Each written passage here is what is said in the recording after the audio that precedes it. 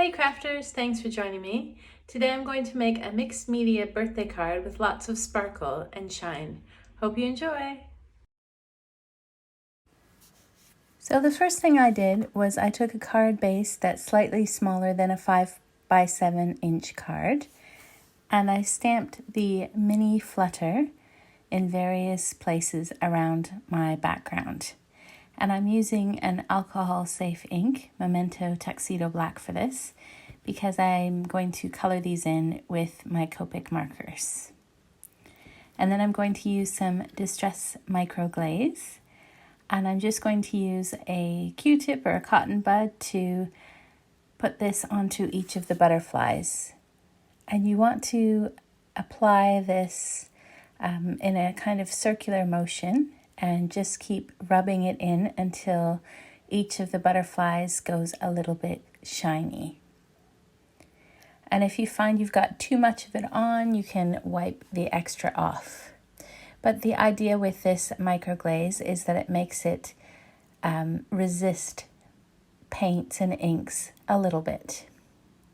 It won't resist as well as masking, but because I'm going to be using a wet technique later on, this is a better way to mask the area, whereas a mask wouldn't be able to tolerate the wetness.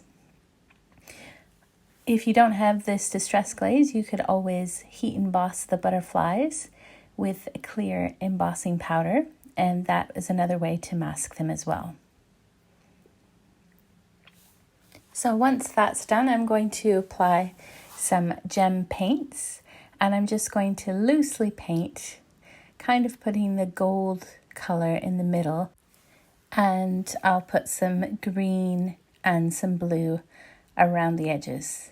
It doesn't really matter which colors you use, besides from the gold, which is the one that will stand out the most at the end.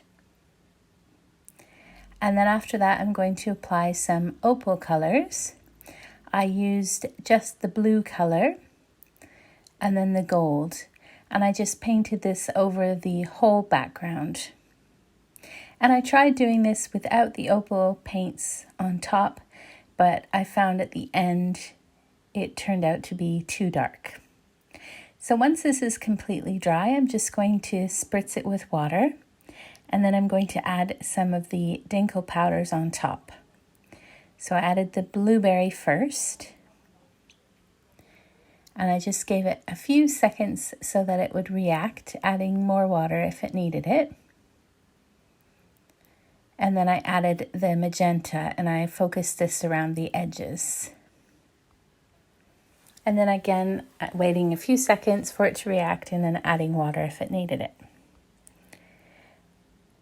And then I just used my finger to help put the powders where I wanted them to go. And then I could remove the excess powder as well with a bit of paper towel. Now I should mention that I'm actually not using watercolor paper for this technique.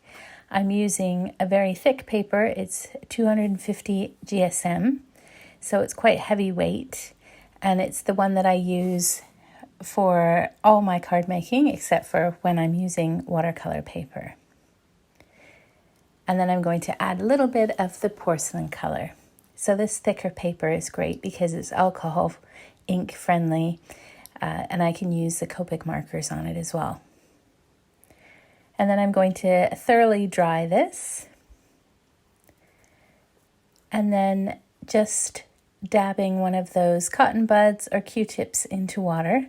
I'm just going to lightly remove any sparkles that are on top of the butterflies. Just be careful at this step, because if you rub too much, you can actually cause a hole to form in your paper, or you can ruin the area around the butterflies.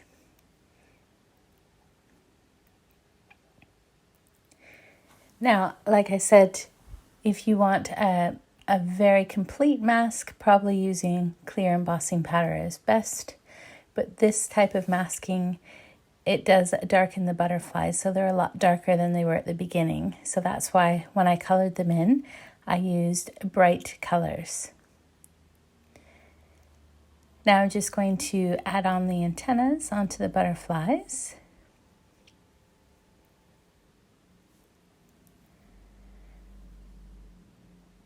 Now I'm just going to add a tiny bit of ink around the edges just to help bring out those colors. So a little bit of Warm Breeze. And then I'm going to also add a little bit of Purple Delight. And I thought this really helped to bring out the colors, the Purple Delight. So I also used this for my mat, which is going to go behind this background. So this is a 5 by 7 inch card. So I'm just going to make a mat that's that size. And then I'm also planning to have a sentiment. So I'm going to use this color to make a mat for the sentiment as well.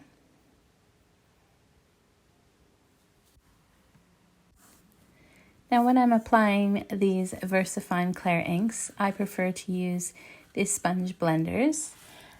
And that just helps to differentiate the blenders from my blending tools, which I use for my distress inks and my distress oxides, so that I don't cross-contaminate the brushes. So I've just made this border a little bit bigger than my sentiment so that I can add that on later on. So for the sentiment, I'm going to just use the Birthday Wishes. That's in the Heartfelt Verses set. And then I will cut and trim this and put it on the purple background. Now you can stamp on top of this background, but it won't be as dark as it would normally be. So I'm just going to add in a couple Orchard Grass stamps, some in the Paradise color here, and then also some in the darker color. This is the Monarch Purple that I'm going to add here.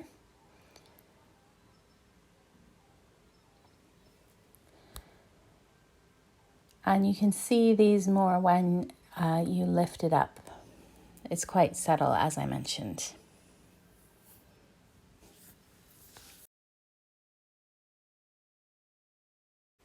So I'm just going to put this onto my card base. Now because it's mixed media, I used double-sided tape as well as glue to make sure this was adhered down onto the background. And then I used some foam squares behind my sentiment to pop it up a little bit.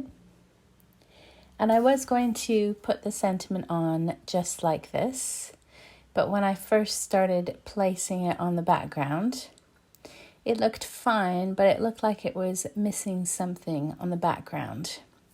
So I decided to use some of this Brilliance ink. This is a white pigment ink, so it will stand out on this background. And I used the Orbs stencil from Lavinia Stamps, and I just added a few different white-ish orbs onto the background. Now the trick with these is you need to add enough ink that you will see them. So if you find that you're adding the ink on your background and you can't see it, just keep adding more and more ink until you can see it stand out. So on this one, I'm going to add a little bit more ink, and you'll see it makes quite a difference. Perfect.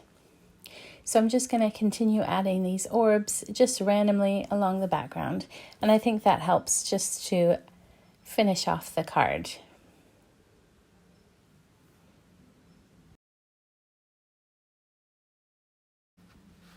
And you probably noticed that I didn't put my blending brush directly into my ink pad, and I used the ink pad on my background.